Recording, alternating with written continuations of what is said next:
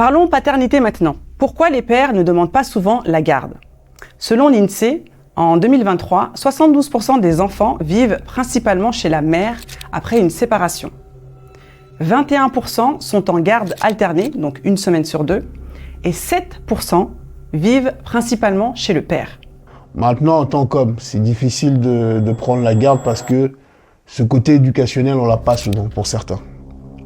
Alors quand tu dis difficile, c'est-à-dire? Difficile dans le sens où il n'aura pas cette appétence à pouvoir jouer le rôle que la femme pourrait jouer naturellement. Par exemple, je parle du principe de la patience, l'écoute. Beaucoup d'hommes afro, je parle des afros, n'ont pas cette appétence.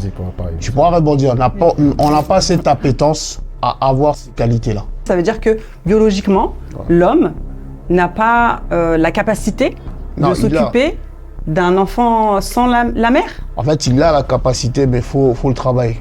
Et on n'a pas souvent travaillé ça.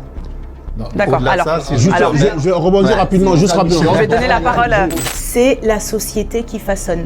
Moi, je connais beaucoup de mamans qui sont mamans, qui n'auraient pas... Enfin, si c'était un choix personnel, elles auraient dit, écoute, tu prends l'enfant, je le vois une semaine sur deux, et la moitié des vacances scolaires. Enfin, parfait. C'est pas inné. D'être maman, ce n'est pas inné. C'est pas tout le monde qui a cette faculté.